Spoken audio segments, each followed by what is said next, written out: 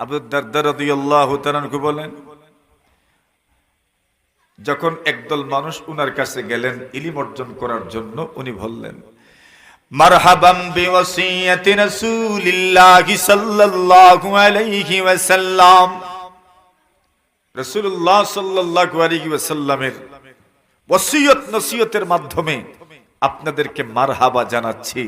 অতঃপর বললেন, দুনিয়ার বিভিন্ন প্রান্ত থেকে লোকজন আপনাদের কাছে আসবেন ইলম অর্জন করার জন্য। যখন আপনাদের কাছে এরা আসবেন, তখন আপনাদের জন্য জরুরি, আমার জন্য জরুরি, আমি যদি মাদ্রাসা পরিচালনা করি আমার জন্য জরুরি, আমি যদি মাদ্রাসার সহযোগিতা করি আমার জন্য জরুরি, আমি যদি মাদ্রাসার এলাকার বাসিন্দা হই আমার জন্য জরুরি, আমি যদি মাদ্রাসার সাথে কোনো না কোনো ভাবে জড়িত থাকি আমার জন্য জরুরি, আমি যদি মাদ্রাসার আমি যদি মাদ্রাসার পড়ালেখার সাথে জড়িত থাকি তাহলে আমার জন্য জরুরি, আমি যদি মাদ্রাসার উন্নতির সাথে জড়িত থাকি আমার জন্য জরুরি। ফাস্তাউসু বিহিম খায়রা, এদের কল্যাণ কামনা করা। কি কামনা করা? জোরে কই। আমরার ভাষায়, গাঁর ভাষায় এরার বালাই চাওয়া। কিতা করা? এরার ভালাই চাওয়া। যারা আসবে এদের জন্য আমাদের করণীয় এদের ভালাই চাওয়া, এদের কল্যাণ কামনা করা। কল্যাণ কিভাবে কামনা করবে? যে এদেরকে সুন্দর নিরিবিলি পরিবেশ নিশ্চিত করে দেওয়া, সবকিছুর ব্যবস্থা করে দেওয়া। কেন? এরাই হচ্ছেন হামালাতুল ইলম, ইলমওয়ালা।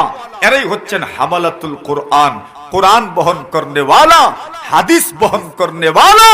নবী আকরাম সাল্লাল্লাহু আলাইহি ওয়াসাল্লাম বলেন, এই মানুষগুলো শুধু শুধু তোমাদের জন্যই নয়, বরং কিয়ামতের কঠিন ময়দানে লক্ষ লক্ষ কোটি কোটি মানুষের জন্য সুপারিশকারী এরা হয়ে যাবে। তাহলে আমাদের করণীয় বুঝলাম। এবার আসেন মূল কথায় যাই। আবু দারদা রাদিয়াল্লাহু তাআলা আনহু উনি সিরিয়া থেকে কুফায় আসলেন। কোন জায়গা থেকে? সিরিয়া থেকে কুফা। দেখেন না, আমাদের দেশে বা আমাদের সময় দূর থেকে কোনো বক্তা আসলে আমরা তার ওয়াজ শোনার জন্য জমা হই। আলহামদুলিল্লাহ, ভালো কথা, খুব সুন্দর মেহমান এসেছেন, কদর করা দরকার। আবু দারদা রাদিয়াল্লাহু তাআলা আনহু যখন দূর থেকে এসেছেন, সিরিয়া থেকে এসেছেন, এখন কুফার কিছু মানুষ উনার কাছে, উনার পাশে সমবেত হলেন আর অনেক গুরুত্বপূর্ণ কয়েকটি মাসআলা উনার সামনে পেশ করলেন আর বললেন, আমাদেরকে ওই মাসআলার সমাধান দিয়ে যান।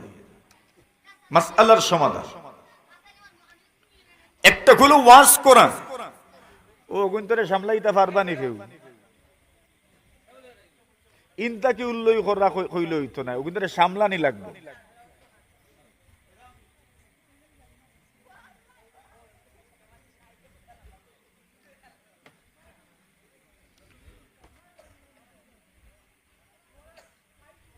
হযরত আব্দুল্লাহ ইবনে, একটা হলো ওয়াজ করা আর আরেকটা হলো মাসআলা বর্ণনা করা, মাসআলা বয়ান করা। আল্লাহর রাসূল সাল্লাল্লাহু আলাইহি ওয়াসাল্লামের সাহাবীদের সংখ্যা কত ছিল? থোড়া মাতইন, কতজন সাহাবী? ১৬ লক্ষ। কতজন? জোরে কইন। নবীর সাহাবী কতজন? ১৬ লক্ষ। ১,২৫,০০০ অথবা ১,৪৪,০০০। রাসূলুল্লাহ আরাফার ময়দানে যে খুতবা দিয়েছিলেন, ভাষণ দিয়েছিলেন, যেটাকে বিদায় হজ্জের ভাষণ বলা হয়, ওই বিদায় হজ্জের হাজ্জাতুল বিদায়ের খুতবায় প্রায় ১,২৫,০০০ অথবা ৪৪,০০০ সাহাবায়ে কেরাম উপস্থিত ছিলেন। তাহলে বলুন সাহাবীদের সংখ্যা কত? ৪৪ বা ২৫, মোটামুটি লামসাম এক হিসাব। এই ১,৪৪,০০০ সাহাবায়ে কেরামের মধ্য থেকে যারা ফতোয়া দিতেন বিক্ষিপ্ত ভাবে, এরা সহ মাত্র ১৩০ জন। কতজন? জোরে কইন। নবীজির যুগে ওহী নাজিল হচ্ছে, ওহী নাজিল হচ্ছে। সাহাবায়ে কেরাম সরাসরি রাসূলের কাছ থেকে দ্বীন অর্জন করছে। তাহলে এদের তো ফতোয়া দেওয়ার যোগ্যতা আপনার আমার চেয়ে কম না বেশি? হাজার গুণ বেশি। এরপরও 1,44,000 সাহাবীদের মধ্য থেকে ফতোয়া দেনেওয়ালা কতজন? 100। এই 130 যে আমরা গুনেছি, এই 130-এর অর্থ এই নয় যে এরা সব সময় দিতেন। সব সময় বেশি ফতোয়া দিতেন মাত্র 8 জন। কতজন? জোরে কইন। 8 জন। এই 8 জনের মধ্যে আবু বকর রাদিয়াল্লাহু তাআলা ছিলেন, কিন্তু উনার ফতোয়ার সংখ্যা কম। বেশি ফতোয়া প্রদানকারী মোট 7 জন। উমর রাদিয়াল্লাহু তাআলা আনহু, আব্দুল্লাহ ইবনে মাসউদ রাদিয়াল্লাহু তাআলা আনহু, মুআজ ইবনে জাবাল রাদিয়াল্লাহু তাআলা আনহু, যায়েদ ইবনে সাবিত রাদিয়াল্লাহু তাআলা আনহু, আয়েশা সিদ্দিকা রাদিয়াল্লাহু তাআলা আনহা, আব্দুল্লাহ ইবনে ওমর, আব্দুল্লাহ ইবনে আব্বাস। এই 7 জন সাহাবীর ফতোয়া সবচেয়ে বেশি যে সংরক্ষিত আছে, এখনো হাদিসের কিতাবের মধ্যে এগুলো সংরক্ষিত আছে। সাহাবায়ে কেরামের ফতোয়া সব সংরক্ষিত আছে। তাহলে 1,44,000 সাহাবায়ে কেরামের মধ্য থেকে ফতোয়া দেনেওয়ালা কতজন? 30 জন তো গোনায়, কিন্তু বেশি ফতোয়া দেনেওয়ালা কয়জন? মাত্র কয়জন? 7 জন। নাম বলতে পারবেন? উমর রাদিয়াল্লাহু, নাম মনে আছে তো? বলেন। উমর রাদিয়াল্লাহু তাআলা আনহু, আব্দুল্লাহ ইবনে মাসউদ, হযরত যায়েদ ইবনে সাবিত, মুআজ ইবনে জাবাল, আয়েশা সিদ্দিকা, আব্দুল্লাহ ইবনে ওমর, আব্দুল্লাহ ইবনে আব্বাস রিদওয়ানুল্লাহি তাআলা আলাইহিম আজমাইন। বুঝে থাকলে বলুন, সাহাবায়ে কেরামের মধ্য থেকে ফতোয়া দেনেওয়ালার সংখ্যা কম ছিল না বেশি ছিল? মাথুন না আপনারা? কম না বেশি? কম ছিলেন। উনারাও জানতেন, কিন্তু ফতোয়া নিতেন সাহাবায়ে কেরামের মধ্য থেকে। যারা ফতোয়া দেওয়ার যোগ্যতা রাখেন তাদের কাছ থেকে। সবার জন্য ফতোয়া দেওয়া জরুরি ছিল না, আর প্রত্যেকে ফতোয়া দিতেও পারতেন না। নবী আকরাম সাল্লাল্লাহু আলাইহি ওয়াসাল্লাম যাদেরকে মনোনীত করতেন তারাই দিতেন। নবীজির ইন্তেকালের পরে এদের ফতোয়া যেই এলাকায় যিনি ছিলেন ওই এলাকায় উনার ফতোয়াই চলমান ছিল। যেই এলাকায় যিনি ছিলেন ওই এলাকায় উনারই ফতোয়া প্রচলিত ছিল। এবার দেখেন, হযরত আবু দারদা রাদিয়াল্লাহু তাআলা সিরিয়ায়, আব্দুল্লাহ ইবনে মাসউদ হইলেন কুফায়। সিরিয়া থেকে আবু দারদা রাদিয়াল্লাহু তাআলা যখন কুফায় আসলেন, কুফার লোকজন কতগুলো মাসআলা ফতোয়া আব্দুল্লাহ ইবনে মাসউদ রাদিয়াল্লাহু তাআলা কুফার মানুষ ওনারা আবু দারদার কাছে নিয়ে গেলেন আর বললেন, হযরত আপনি যেহেতু এসেছেন তাহলে এই মাসআলাগুলোর সমাধান দিয়ে যান। কিতা করতে? ফতোয়ার জোরে হন, ফতোয়ার সমাধান দিতা। আবু দারদা রাদিয়াল্লাহু তাআলা চাইলে এই ফতোয়ার সমাধান দিতে পারতেন। এই পরিমাণ ইলম ওনার আছে, এই পরিমাণ আল্লাহ তাআলা প্রদত্ত মারিফত ওনার আছে। কিন্তু উনি কি জবাব দিয়েছেন?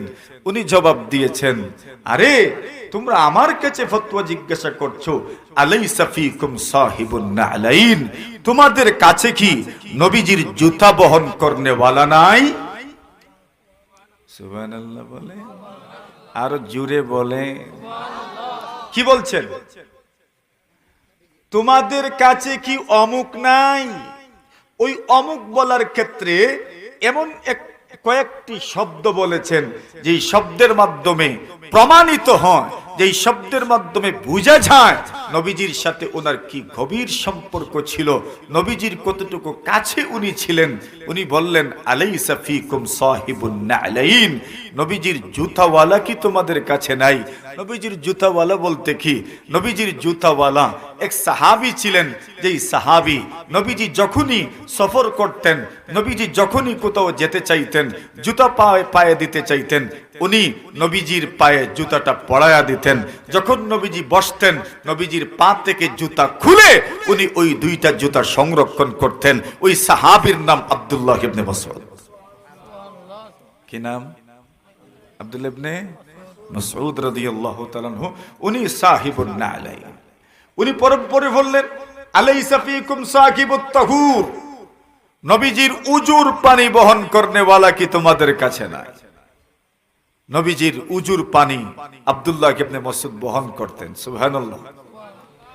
জিজ্ঞাসা করলেন, আলাইসা ফীকুম সাহিবুস সিওয়াক, নবীজির মিসওয়াক ওয়ালা কি তোমাদের কাছে বিদ্যমান নয়?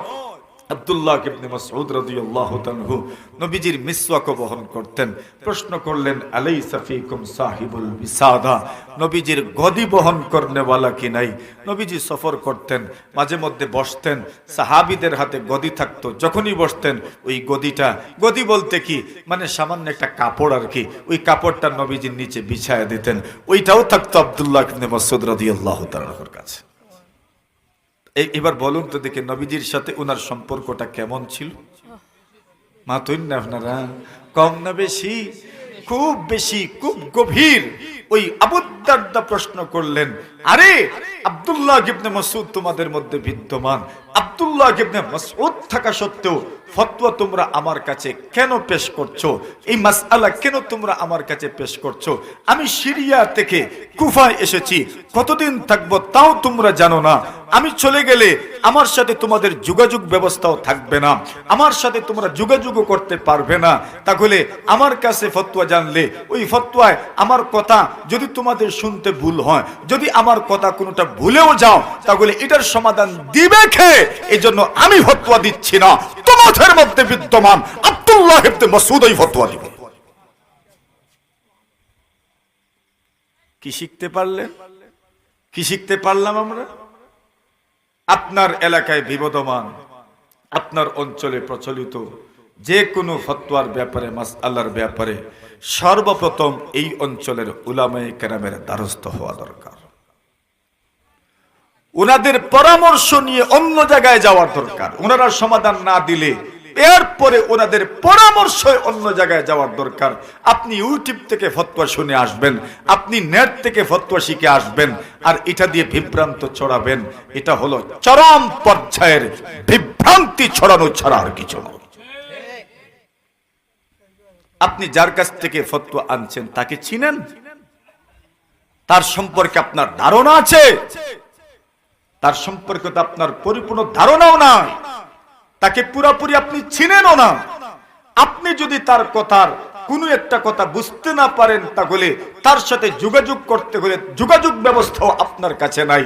এরপর আপনি তার ফতোয়া সংগ্রহ করে আপনি বুঝছেনই ভাই কি তার ফতোয়া থেকে কি বুঝলেন আর কি ফতোয়া আপনি সমাজে ছড়াইয়া দিলেন? এই যে বিভ্রান্তি ছড়ালেন, এটার দায়ভার তো আপনাকেই নিতে হবে। মাতুন না আপনারা? আমি বুঝাইতাম ফারসিনি আপনারা রে।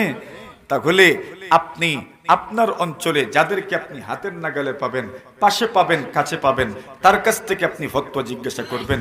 নির্ভরযোগ্যতার জন্য আল্লাহ তাআলা আমাদের এই অঞ্চলে অনেক প্রতিষ্ঠান দিয়েছেন। বরুণা মাদ্রাসায় ফতোয়া বিভাগ আছে, বলরামপুর মাদ্রাসায়ও উস্তাদরা মিলে ফতোয়া প্রদান করেন, প্রাতিষ্ঠানিক শিলছাপ্পর দিয়ে। মুন্সিবাজার থেকেও ফতোয়া প্রদান করা হয়। যে কোনো একটা প্রাতিষ্ঠানিক আপনার এলাকাকে সামনে রেখে ফতোয়া আনার দরকার। এরপরে যদি মনে করেন তাদের পরামর্শ নিয়ে অন্য কোথাও যেতে হয়, পরামর্শ ক্রমেই যাওয়া দরকার। কেননা ওনারাই বেশি জানেন ওনার এই এলাকার অবস্থা কি। তাহলে আব্দুল্লাহ ইবনে মাসউদ রাদিয়াল্লাহু তাআলা, আল্লাহ তাআলা ওনাকে এই পরিমাণ ইলম দান করেছেন। আলী রাদিয়াল্লাহু তাআলা বলেন, রাহিমাল্লাহু ইবনে উম্মি আবদ, আল্লাহ তাআলা আব্দুল্লাহ ইবনে মাসউদের উপর রহম করুন। কাদ মালাআ হাযিহিল কারিয়া ইলমা, এই পুরা কুফাকে ইলম ধারা ভরে দিয়েছেন। সুবহানাল্লাহি ওয়া বিহামদিহি। আলী ইবনে আবি তালিব রাদিয়াল্লাহু তাআলা বলেন, আসহাবু ইবনে মাসউদ সুরুজু হাযিহিল উম্মাহ, এই উম্মতের সূর্য সন্তান হচ্ছেন আব্দুল্লাহ ইবনে মাসউদের শাগরিদরা। সুবহানাল্লাহ। তাহলে আমরা বুঝতে পারলাম কোন অঞ্চলে ইলমের প্রতিষ্ঠান থাকলে পরে আল্লাহ তাআলা এখান থেকে মানুষ তৈরি করেন, রিজাল তৈরি করেন, লোকজন তৈরি হয়। আর এক দুইজন লোকের মাধ্যমে, 4-5 জন লোকের মাধ্যমে 1000 জন মানুষ আল্লাহ তাআলা এখানে তৈরি করে দিবেন ইনশাআল্লাহ। ঠিক না? তাহলে বলুন, এই সমস্ত প্রতিষ্ঠানের পিছনে আমাদের মেহনতের জরুরত আছে না নাই? মাথুন না আপনারা? এটা আবার নিবি যাইতো, জুড়ে হন নিবি যাইতো না জ্বলতো, অব্যাহত থাকতো কিয়ামত পর্যন্ত। একদল মানুষ আল্লাহ তৈরি করে দিবেন, যাদের মাধ্যমে এই প্রতিষ্ঠান আস্তে আস্তে উন্নতির দিকে অগ্রসর হবে। এই প্রতিষ্ঠানকে উন্নতির দিকে নিয়ে যাওয়ার জন্য আমাদের প্রত্যেকের সহযোগিতার প্রয়োজন আছে না নাই? হযরত মুফতি সাহেব দামাত বারাকাতুহুম আসবেন।